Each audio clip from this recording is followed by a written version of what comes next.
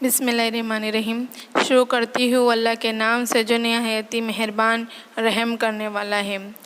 जिनके किरदार से आती हो सदाकत की महक, उनकी तदरीस से पत्थर भी पिघल सकते हैं। उस्ताद किसी भी कौम या माशरे का मामार होता है। वो कौम की तहज़ीब व तमद्दुन, इखलाकियात और माशराती उतार चढ़ाव से वाकिफ़ करवाता है। उस्ताद का तामुकाम और माशरे में रीढ़ की हड्डी की हैसियत रखता है, क्योंकि उस्ताद ही कौम के नौनिहालों को तालीम देता है और उन्हें अच्छे बुरे की तमीज़ सिखाता है। जी सर।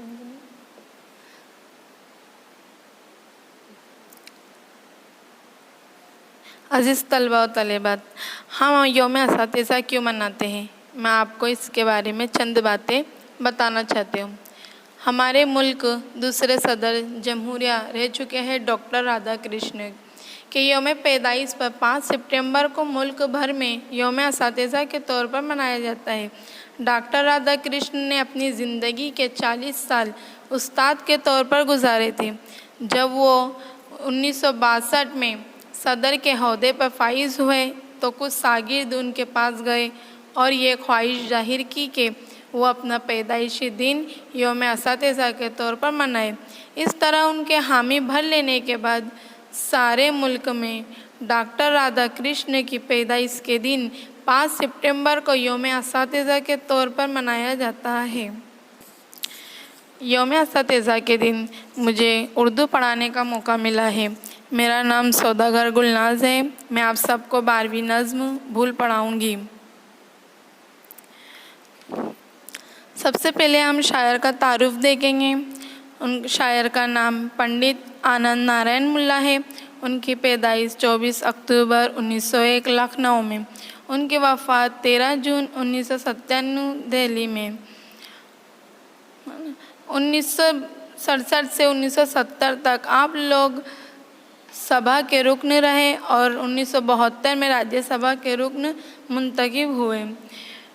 शायरी मजमूए कुछ ज़र्रे कुछ तारे, मेरी हदीसे उम्र गिरीज़ा और स्याही की एक बूंद काबिले ज़िक्र है।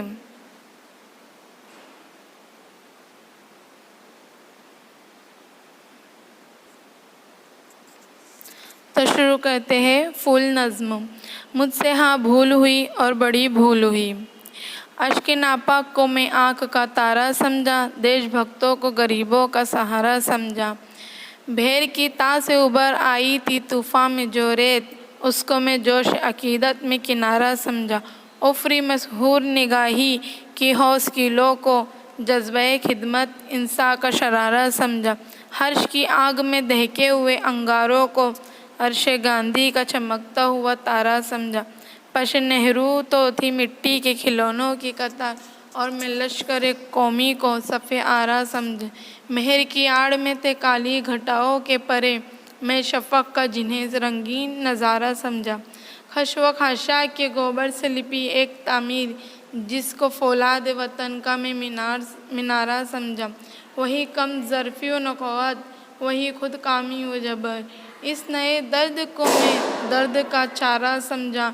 मौज दर मौज तअफ़्फ़ुन ही तअफ़्फ़ुन निकला, मैं जिसे अतर का बहता हुआ धारा समझा। मुझसे हाँ भूल हुई और बड़ी भूल हुई। अब हम अशार की तशरीह समझते हैं, तो चलो देखते हैं। मुझसे हाँ भूल हुई और बड़ी भूल हुई। शायर कहना चाहते हैं कि मुझसे एक भूल हुई है, वो बहुत बड़ी भूल है। अश्क नापाक को मैं आँख का तारा समझा, देशभक्तों को गरीबों का सहारा समझा। शायर कहना चाहते हैं कि मुझसे भूल हुई है, वो बहुत बड़ी भूल हुई है। फिर कुछ लोग दुनिया में ऐसे भी होते।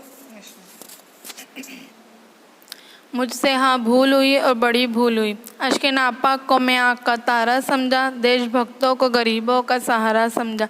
शायर कहना चाहते हैं कि मुझसे एक भूल हुई है और बड़ी भूल हुई है।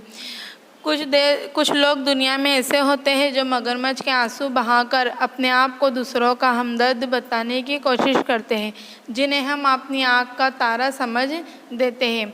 वही लोग हमें धोखा देते हैं। और मैंने देशभक्तों को गरीबों का सहारा समझा।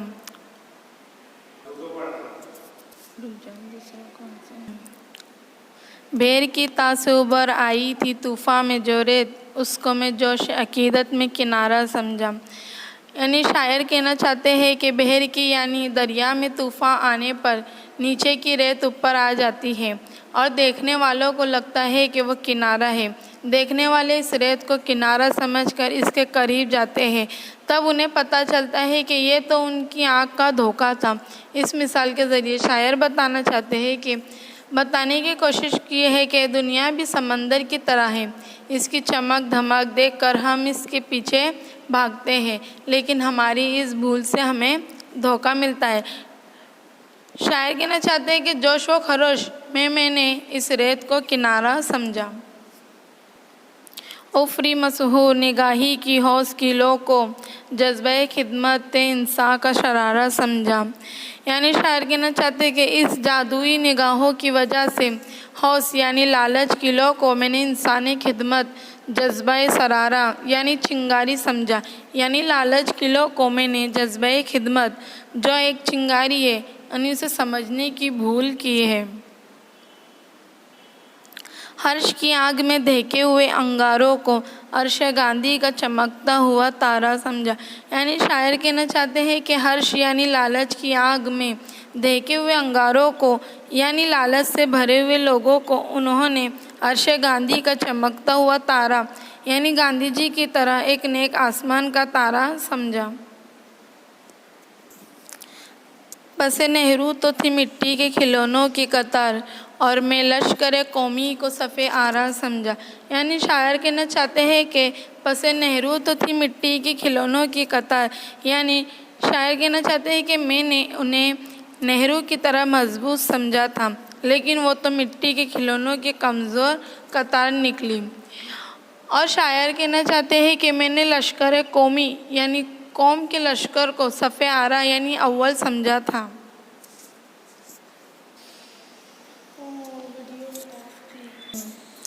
मेहर की आड़ में ते काली घटाओं के परे मैं शफक का जिन्हें रंगीन नज़ारा समझा। शायर कहना चाहते हैं कि मेहर की आड़ में ते काली घटाओं के परे यानी सूरज की चमचमाती तेज़ रोशनी की आड़ में काली घटाओं को मैंने सुर्खी का रंगीन नज़ारा समझने की भूल की है। फिर आगे खुशबू व खाशा के गोबर से लिपी एक तामीर जिसको फौलादे वतन का मैं मीनारा समझा। यानी आगे शायर कहना चाहते हैं कि खुशबू व खाशा के गोबर से लिपी एक तामीर यानी कि कूड़ा करकट यानी जिसके दूसरे मानी होते हैं बुरा भला से बनी एक तामीर को फौलादे वतन का मैं मीनारा समझा। यानी कि बुरे लोगों की बुराई को मैंने इनकी अच्छी समझने की भूल की है। वही कम ज़र्फ़ नखुवत वही खुद कामी व जबर इस नए दर्द को मैं दर्द का चारा समझा। यानी शायर कहना चाहते हैं क्या इस नए दर्द को मैं दर्द का इलाज समझा जो मेरी भूल थी। मौज दर मौज ताफ़ुन ही ताफ़ुन निकला मैं जिसे अतर का बहता हुआ दहारा समझा। मुझसे हाँ भूल हुई और बड़ी भूल हुई। मौज दर मौज ताफ़ुन ही ताफ़ुन निकला मैंने जिसे अतर का बहता हुआ दहारा समझा। यानी कि इन एक के बाद एक लहर को मैंने अतर समझा, लेकिन वो मेरी भूल थी, वो तो असल में बदबू थी। इसके ज़रिए शायर हमें समझाना चाहते हैं कि कुछ लोग होते कुछ और हैं, बताते कुछ और हैं और निकलते ही कुछ और हैं। शायर कहना चाहते हैं कि मुझसे उन्हें समझने में भूल हुई है और ये भूल काफ़ी बड़ी है। तदरीस का मौका मिला है तब मुझे पता चला कि एक वीडियो बनाने में कितनी मेहनत करनी पड़ती है, तब जाकर एक वीडियो बनती है। तो हमारा भी ये फ़र्ज़ बनता है कि जो वीडियो सर टीचर भेजते हैं इसे मुकम्मल देखें और सवालिया पर्चा के जवाब दें।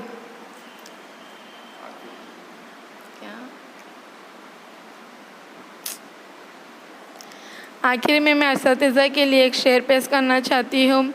दस्ते मासूम को लो वो कलम देता है, नौनिहालों को कंदील हरम देता है।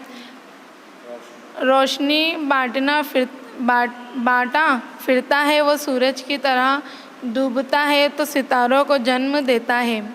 खुदा हाफिज़।